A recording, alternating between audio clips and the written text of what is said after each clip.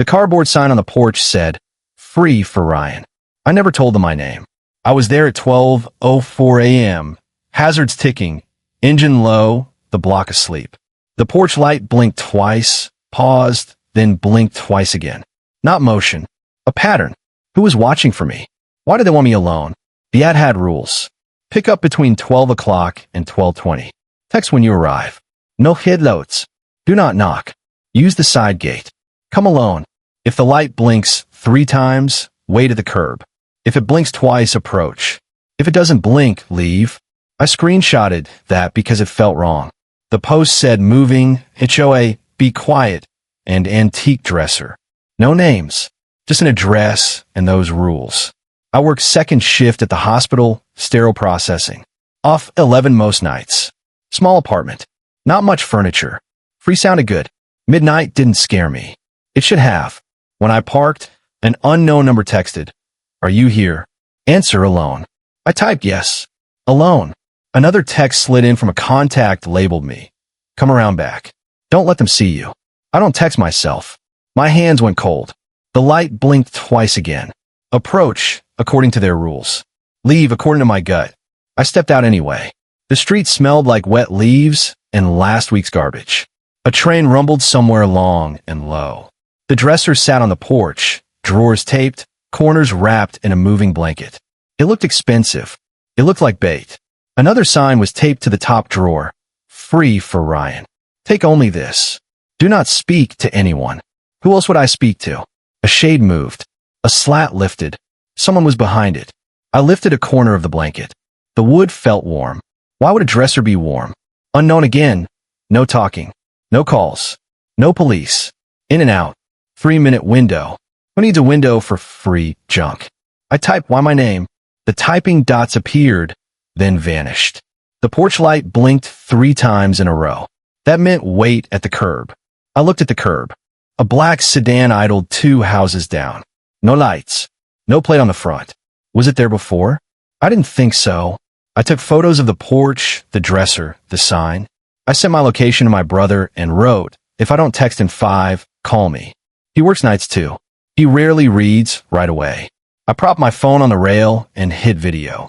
Proof. I slid my hand under the dresser to feel the weight. Something thin stuck to my fingers. Tape. A folded paper was taped to the underside. Same rules. Printed. 1 more line in pen. Leave your keys on top if you take it. Why would I leave keys? To what? Who writes that? A whisper came from the side yard. Don't. Close. A woman's voice. Low. Raw. Don't take anything. I turned. The side gate was half open. The slats were new wood, not weathered like the fence. It felt wrong, like it had been replaced recently. Who's there? I said. No answer. The porch light blinked twice again, and my video caught it. At least I had that. Another text from me. Stop talking. Use the gate. Don't look in the windows. I opened my conversation list. The contact said me with my own face. The number under it wasn't mine. Spoofed? Some app? Why use my name? Why use my photo? I looked up at the window again. The slat moved a hair, and I was behind it, watching me. My mouth went dry. I pulled my dolly from the trunk. Metal on asphalt sounded too loud. The black sedan's engine note changed. Closer. I kept my head down and lifted one end onto the dolly lip. Heavy. Good heavy. Real wood. The blanket slipped an inch. A word was carved shallow on the underside near the back edge. Miles. A name. Not mine. A new email came from the Craigslist relay I'd replied to.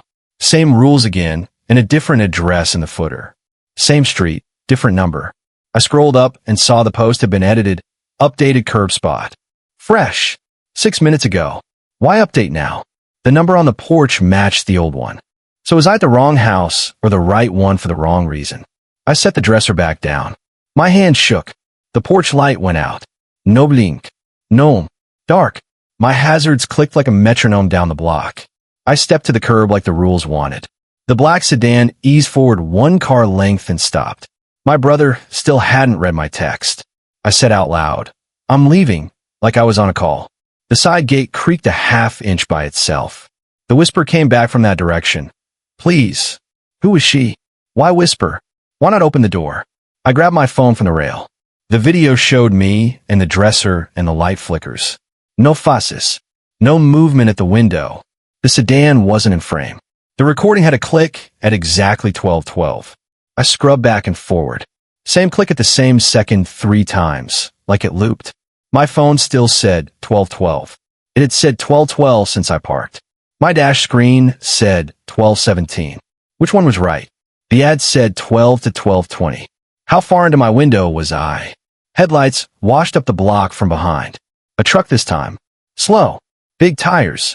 I slid into the porch shadow and watched through the rail. The truck crawled by my car, stopped, then kept going. No plate light. Dark tint. My heart went double time. The black sedan didn't move. A new text popped from unknown. If you leave without taking it, we'll know. You promised. I hadn't promised anything. I scrolled up and saw a sent line. It was sent for me at 11:41. I'll come alone. I promise. I hadn't typed that. The timestamp didn't match my shift. I was still at work then. My phone clock still read 12:12. My dash said 12:19 now. Which time are they using? Which rules was I breaking already? The side gate clicked again. Just a finger's width. Then stopped. The whisper came back. Closer. Please leave. Please. I said, why my name? Nothing answered. The slat stayed still. The black sedan rolled one length and waited. No plate light. Unknown again. Put the keys on top. Do not look back. My keys were in my pocket. I gripped them so hard they hurt. Another message from me. Stop texting. 3 minutes left. Left until what? Who was counting? I lifted the blanket more. A smell rose. Warm varnish. Battery. I touched the back panel and felt a vibration. Not big. A hum.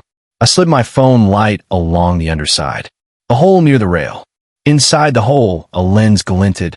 Camera. A tiny one. Why film a free pickup? Why warm the wood? Who watched me now? I aimed my own camera at it and recorded the glint. Proof. Not a feeling. Not a story later. The porch light blinked twice. Approach. That was their rule. My brother finally read my text. Then he called. I answered low. He heard my hazards and asked where I was. I said the street. He said, don't touch anything. Stay in the car. I wasn't in the car. I lied and said I was. He said he was 10 minutes out. I said okay. The message from unknown came again. We see you. Keys now. From where? The window? The sedan? The truck that had looped by? The side gate opened the rest of the way without a sound. My video caught the gap widening. Pixels. No hand on the wood. Wind? String? Someone inside the yard? I stepped to the gate and looked in. Stone path. Fresh mulch. A basement door sat open a crack. Blue tape like a seal. That same tape from the ad envelope. That same color. A whisper floated up the stairs. Please don't go down. I asked where she was. No answer. Just breath. The porch light blinked 3 times. Wait at the curb. I stood on the sidewalk and pretended to smoke.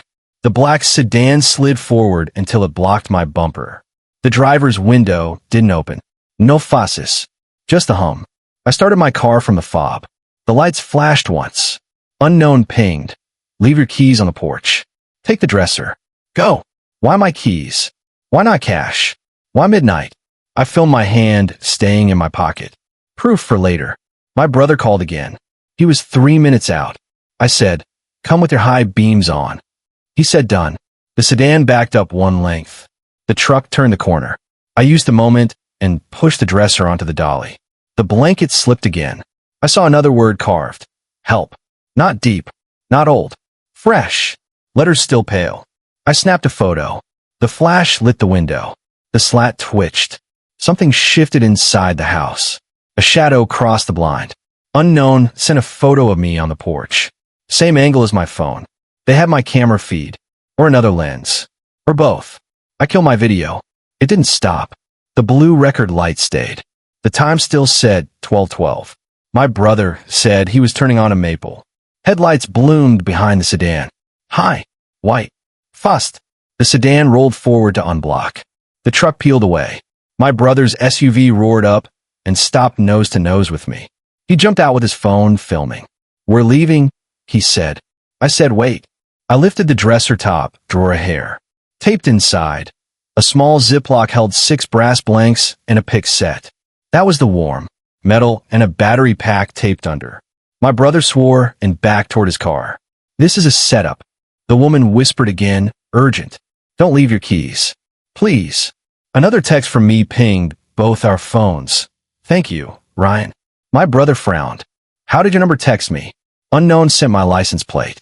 Then my apartment number. They knew too much. They wanted the keys for later.